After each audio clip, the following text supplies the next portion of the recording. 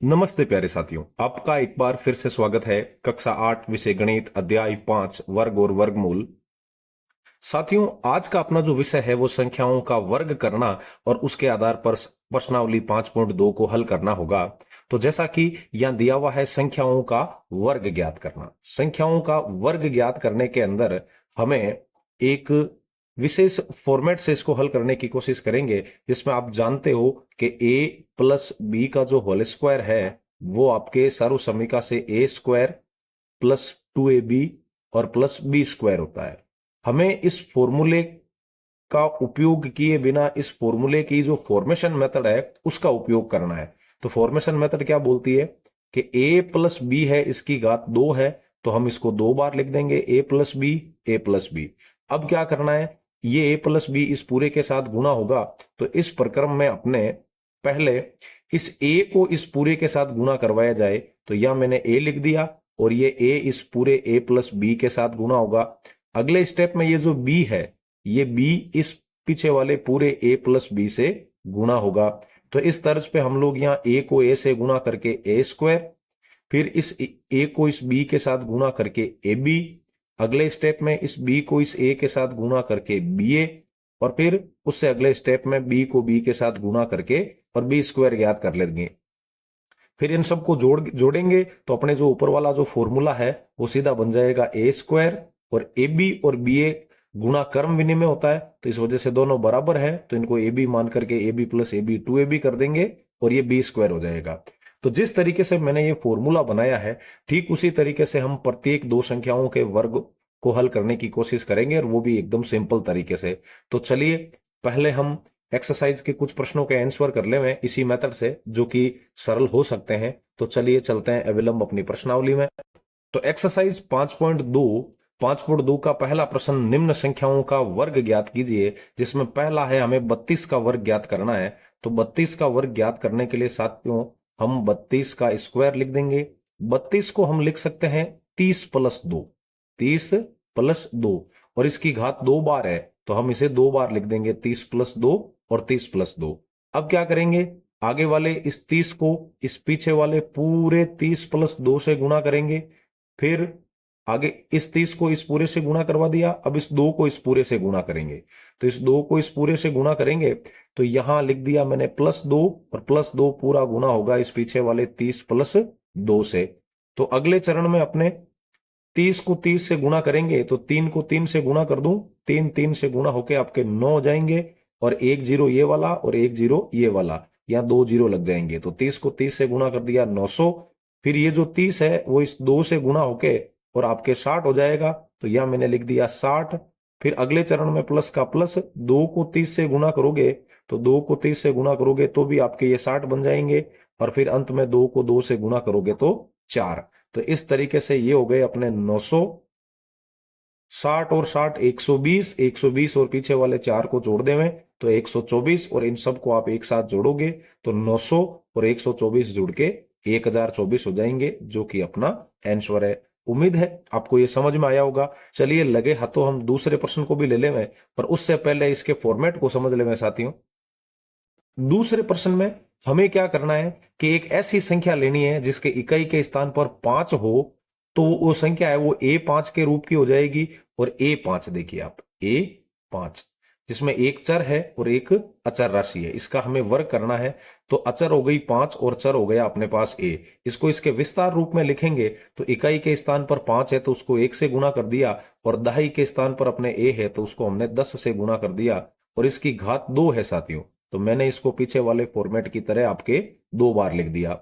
अब क्या करेंगे हम, अब इस आगे वाले 10a को पीछे वाले पूरे 10a और प्लस 5 से गुणा करेंगे। फिर प्लस आगे वाले में जो दूसरा चरण है ये वाला 5, इसको हम लोग इस पूरे से गुणा करेंगे, तो ये फिर से हो जाएगा 10a प्लस 5। तो चलिए यहां मैं 10 को 10 से गुणा करूं तो मुझे सैकड़ा प्राप्त हो रहा है, और ये है a और ये a, तो ये हो गया a गुणा a, और 10 को 10 से गुणा करूं तो उसकी जगह मैं यहां सैकड़ा लिख सकता हूं। मैं फॉर्मूला बना रहा हूं आपके सामने। फिर इस 10a को आप इस 5 से गुणा करेंगे तो ये हो जाएगा प्यारे साथियों 50a। फिर प्लस इस 5 को इस 10 के साथ गुणा करोगे तो 5 दा 50, और a का a, और ये 5 और ये 5 गुना होके आपके पास हो जाएंगे 25। अब देखो यहां है आपके पास a गुना a और साथ में क्या है सैकड़ा, बहुत बढ़िया बात है।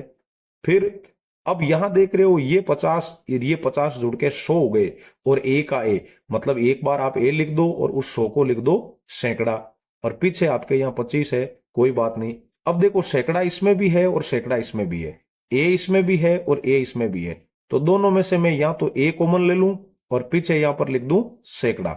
अब आगे अंदर क्या क्या बचा है, यहां से a बच गया, बीच में है प्लस, और ये पूरा ही a सैकड़ा बार चला गया, इसका मतलब यहाँ 1 रह गया और पीछे है 25। मतलब कहीं पर भी हमें a5 मिले और उसका वर्ग करना हो तो आपको यह ध्यान रखना है कि ये जो संख्या a है उसको एक बार ले लो, अगली बार उससे एक बड़ा करके ले लो, फिर इन दोनों का गुणनफल जो भी आए उसको सैकड़ा 100 से गुना करवा के और इसका इकाई अंक जो 5 था उस 5 का वर्ग 25 से इसमें जोड़ दीजिएगा, हमारी उस संख्या का वर्ग आ जाएगा। जैसे फॉर एग्जाम्पल एक एग्जाम्पल भी ले लेवे हम, जैसे ये लेते हैं हम 75 वाला एग्जाम्पल। तो 75 का वर्ग करना है तो 75 के अंदर इकाई अंक 5 है तो सीधा ही हम 5 का वर्ग 25 लिख देंगे, फिर प्लस या दाई वाला अंक 7 है तो ये लिख दिया मैंने 7 और 7 से एक बड़ा करके 8 और फिर उसको गुणा करना है 100 से साथियों। तो 7 8 56 और पीछे 2 जीरो लगा देंगे, 100 से गुणा करेंगे इस वजह से। तो 5600 में जब आप 25 जोड़ोगे तो प्यारे साथियों 5600 और 25 आ जाएंगे और ये रहा अपना आंसर एकदम एक्यूरेट 5625। तो उम्मीद है आपको ये फॉर्मेट और ये फॉर्मूला बनाना दोनों ही समझ में आया होगा। चलिए अब चलते हैं प्रश्न में जिसको हम छोड़ के यहां आए थे। देखिए दूसरा प्रश्न जिसमें हमें 35 का वर्ग करना था, तो 35 का वर्ग करेंगे, फॉर्मूला हम जानते हैं, यहाँ इकाई अंक 5 है तो यहाँ सीधा ही मैं 5 का वर्ग लिख दूं 25 और फिर आगे 3 है तो ये 3 से एक अधिक 4 और फिर सैकड़ा का मतलब 100, जब मैं इसको 100 से गुना करूंगा तो इस तरीके से 3 को 4 से गुना किया ये 4 3 12 और 12 को 100 से गुना किया तब ये 1200 या 1200 हो गए और उसमें जब आप 25 जोड़ोगे तो ये हो जाएंगे 1225 जो कि इस प्रश्न का आंसर है। उम्मीद है आपको ये समझ में आया होगा।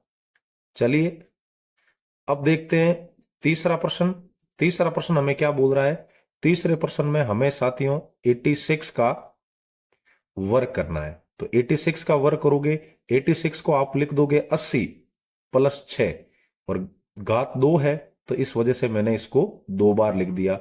अब क्या करना है अगले स्टेप में, यहां हमारे पास ये जो 80 है ये लिख दिया मैंने 80, फिर यहां कर दिया मैंने 6 और इस 80 के साथ इस पीछे वाले पूरे 80 प्लस 6 को लिख देंगे और फिर इस 6 के साथ में भी हम लोग 80 प्लस 6 को लिख देंगे। अब हमें क्या करना है, गुणा करवाना है। तो 8 को 8 से गुणा करूं तो 8 को 8 से गुणा करूंगा तो वो हो जाएंगे आपके पास 8 वाटी 64 साथियों, 8 वाटी 64। तो यहां मैंने लिख दिया 64 और एक जीरो इस 80 वाला, एक जीरो इस 80 वाला, 2 जीरो लगा दिए, मतलब 80 को 80 से गुणा कर दिया 6400, फिर प्लस ये जीरो का तो मैंने जीरो लिख दिया और 8 का पाड़ा 6 बार बोलोगे तो 8 छंग 48 हो जाएगा, फिर प्लस इस ये जीरो का ये जीरो और 6 का पाड़ा जब 8 बार बोलोगे तो 8 छंग 48 हो जाएगा और 6 को जब 6 से गुना करोगे साथियों तो आपके 6 छंग 36 हो जाएंगे। इन सबको जोड़ लेते हैं, तो जोड़ने के लिए चलो मैं आपको यहां जोड़ के भी बता दूं, यह है 6400, इसमें जोड़ना है फिर आपको 480 को, फिर और जोड़ना है आपको 480 को और फिर उसमें जोड़ने हैं 36। तो इकाई वाले सब जोड़ लिए 000 और 6 आ गया अपने। अब दाई वाले जोड़ते हैं 088, 8 और 8 16, 16 और 3 हो जाएंगे साथियों 19, तो 19 का 9, हसल की 1, 1 और 4 5, 5 और 4 9, 9 और 4 हो गए 13, फिर हसल की 1 तो 1 और 6 हो गए अपने 7। तो इस तरीके से अपने इस 86 का वर्ग है वो 7396 हो गया जो कि अपना एकदम राइट आंसर है। चलिए अब देखते हैं चौथा प्रश्न। चौथा प्रश्न हमें बोल रहा है 93 का वर्ग, 93 का वर्ग करना है। चलिए 93 का वर्ग किस तरीके से करेंगे, 93 को हम लोग लिख देंगे 90 प्लस 3 और घात 2 है तो इस वजह से हम इसको 2 बार लिख देंगे, 90 प्लस 3, 90 प्लस 3। गुणा करवाने में क्या करना है, आगे वाले को तोड़ना है, आगे वाला 90 इस पीछे वाले पूरे ब्रैकेट से गुणा होगा तो इसको 90 प्लस 3 लिख देंगे, फिर प्लस आगे वाले 3 को पीछे वाले पूरे 90 प्लस 3 से गुणा कर देंगे। अब 90 90 से गुणा होके नम नम 81 और पीछे 2 जीरो मतलब 8100 बन जाएगा। फिर ये वाला जो 90 है वो इस 3 से गुणा होके और नम तीय 27 और पीछे जीरो मतलब 270 हो जाएगा।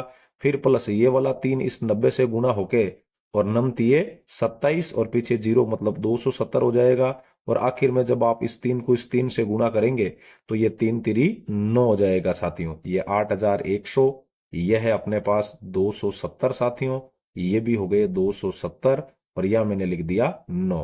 तो 000 ये हो गए 9। 0 7 7 7 और 7 14, 14 का 4 हासिल की 1, 1 और 1 2, 2 और 2 4, 4 और 2 6 और आगे 8 का 8।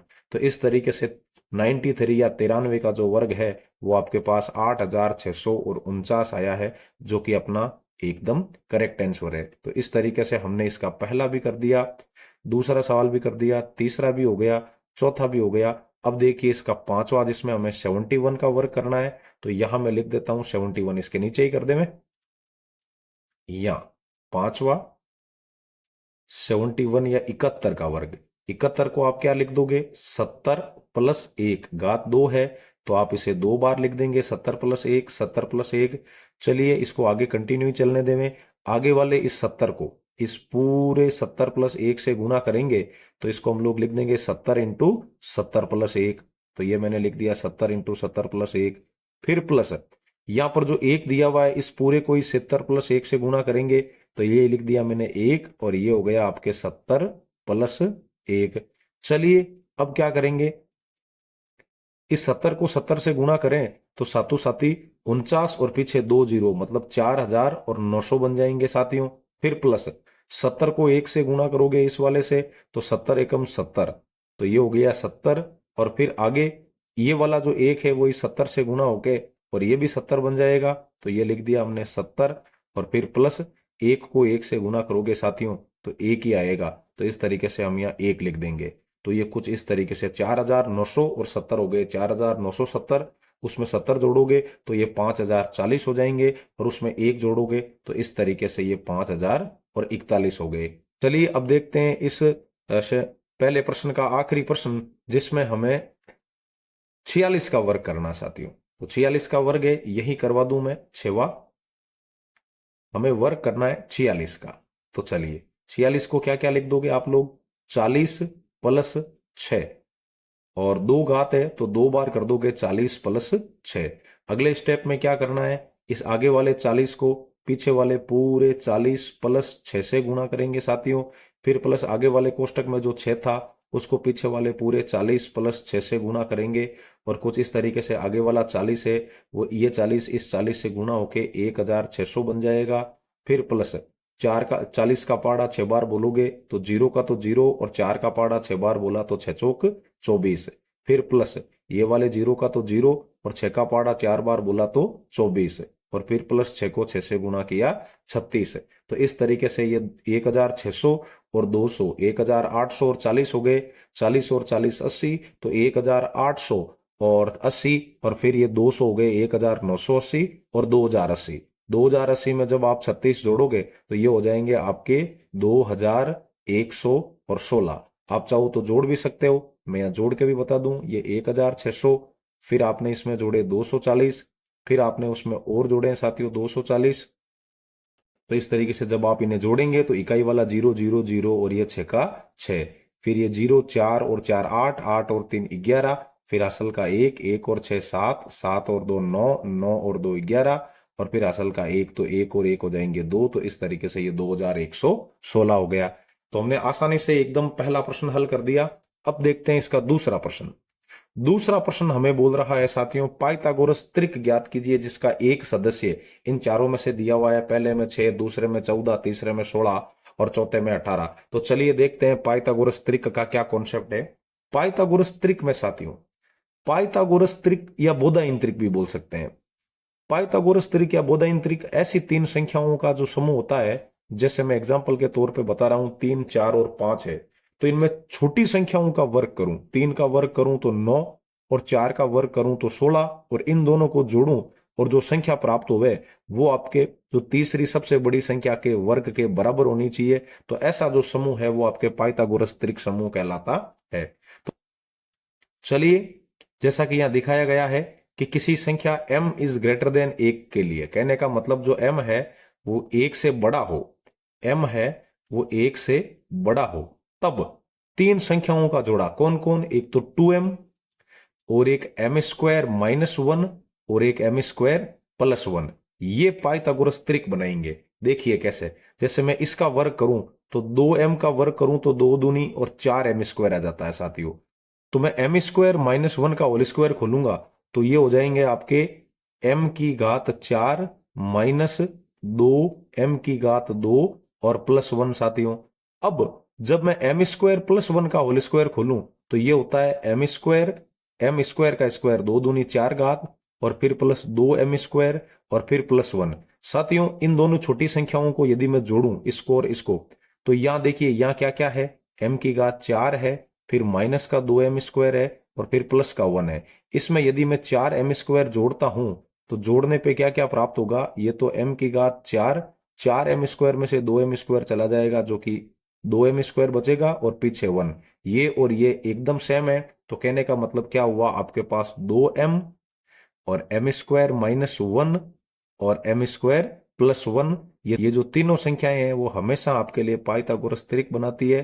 तो आपको ध्यान रखना है, आपको कोई भी संख्या m दे देवे तो m से पहले आप 2m निकाल लो, फिर m का वर्ग करके उसमें से एक घटा दो, फिर m का वर्ग करके और उसमें से आप एक जोड़ दो। तो इस तरीके से आपको ये जो नई संख्याओं का समूह मिलेगा वो पाइथागोरस त्रिक होगा। अब चलिए देखते हैं प्रश्न में। प्रश्न में हमें बोल रहा है आपको कि ये जो चारों संख्याएं, जैसे पहला प्रश्न है, ये पाइथागोरस त्रिक का समूह है। तो हमने वहां माना था m यदि ग्रेटर देन 1 हो तो उनमें से एक संख्या जो 2m होती है वो उसका सदस्य होती है और वो सम संख्या होती है। तो या इन चारों ही एग्जाम्पलों में हमें सम संख्याएं दी गई है, तो हमें ऐसा मानना है, माना कि 2m बराबर यहां 6 है, तो इसका मतलब m बराबर हो जाएगा 6 में 2 का भाग दे दोगे तो 3। तो यहां आपके m स्क्वायर माइनस 1 लाऊंगा तो वो हो जाएगा 3 का स्क्वायर और उसमें एक घटा दूंगा तो 3 का स्क्वायर 9 और 9 में से एक घटा दिया, पीछे बचा 8। और अगला हो गया m स्क्वायर प्लस 1, तो 3 का वर्ग करके और आप उसमें एक जोड़ दीजिएगा तो 3 का वर्ग 9 और 9 में एक जोड़ दिया तो 10। तो कहने का मतलब क्या हो गया, अतः यहां आपके पहली संख्या तो हो गई 6 और दूसरी उस त्रिक का जो सदस्य है वो हो गया 8 और तीसरा उस त्रिक का सदस्य हो गया 10। विश्वास नहीं है, 6 का वर्ग कर लो 36, इस 8 का वर्ग कर लो 64, इन दोनों को जोड़ दो साथियों, 6 और 4 10, असल की 1, 1 और 3 4, 4 और 6 10, 100 होते हैं, 100 आपके इस 10 का वर्ग है। तो इस तरीके से हमने ये पाइथागोरस त्रिक ज्ञात कर लिया। अब ठीक इसी तरीके से देखिए आप इसका जो दूसरा प्रश्न है, हाँ दूसरे में सेम एज इट इज आपको लिखना है, माना कि फिर 2m बराबर यहां आपको 14 दे दिया इस बार, तो कोई बात नहीं, m बराबर हो गया अपने पास यहां 7 है। तो हमारे लिए यहाँ m स्क्वायर माइनस 1 जो है वो 7 का स्क्वायर 49, उसमें से एक घटा देंगे तो 48 आ जाएगा। और ठीक इसी प्रकार से आपके m स्क्वायर और प्लस 1 करेंगे आप तो 7 का स्क्वायर हो जाएगा 49 और उसमें एक जोड़ देंगे तो इस तरीके से 50 मिल जाएगा। तो कहने का मतलब क्या हुआ, यदि एक संख्या आप उस त्रिक का समूह 14 है तो अगली संख्या 48 हो जाएगी और एक संख्या यहां पर आपके 50 हो जाएगी। तो कहने का मतलब 14 का वर्ग और 48 का वर्ग करके आप जोड़ेंगे तो वो 50 के वर्ग के बराबर हो जाएगा। ठीक इसी तरीके से देखिए तीसरे प्रश्न में, इसमें हमें यहाँ 2m बराबर 16 दे दिया, तो कहने का मतलब अपने यहाँ m बराबर हो गया 8 साथियों। तो m बराबर 8 है, तो इस त्रिक के अगले दो सदस्य हैं वो m स्क्वायर माइनस 1 बराबर 8 का वर्ग करेंगे 64 और उसमें से एक घटा दोगे तो 63 हो जाएगी, और m स्क्वायर प्लस 1 करोगे तो 64 में एक जोड़ोगे तो 65 हो जाएगा। तो कहने का मतलब उस त्रिक के जो सदस्य हैं वो पहली संख्या 16 थी, दूसरी आपके 63 हो जाएगी और तीसरी 65 हो जाएगी। अब बचा है अपने पास केवल एक ही प्रश्न जो कि है अपना इस सेशन का और इस प्रश्नावली का आखिरी प्रश्न है। चौथे में हमें क्या दिया हुआ साथियों, चौथे में हमें इसने दे दिया कि आपके पास 2m बराबर 18 है। तो कोई बात नहीं, मैंने भी राजी खुशी मान लिया कि 2m बराबर 18 है, तो m बराबर मेरे 18 का आधा 9 हो जाएगा साथियों। तो अब क्या करोगे, अब जब आप m स्क्वायर माइनस 1 निकालोगे तो 9 का स्क्वायर करके उसमें 1 घटाओगे तो 9 का वर्ग हो जाएगा 81, और उसमें 1 घटाओगे तो इस तरीके से आपके यहाँ 80 आ जाएंगे। और फिर अगला एम स्क्वायर और प्लस 1 करोगे, तो एम स्क्वायर और प्लस 1 करोगे तो 9 का वर्ग हो गया 81, और उसमें जैसे ही आप 1 जोड़ोगे तो 81 और 1 हो जाएंगे 82। तो आपका त्रिक का जो पहला सदस्य है वो तो हो गया 18, दूसरा सदस्य हो जाएगा आपके पास 80, और तीसरा सदस्य हो जाएगा साथियों 82। तो इस तरीके से हमने इस पूरी प्रश्नावली को एकदम सरल तरीके से हल कर दिया। उम्मीद है आपको समझ में आई होगी। फिर मिलते हैं अगले सेशन में, तब तक जय हिंद, राम राम साथियों।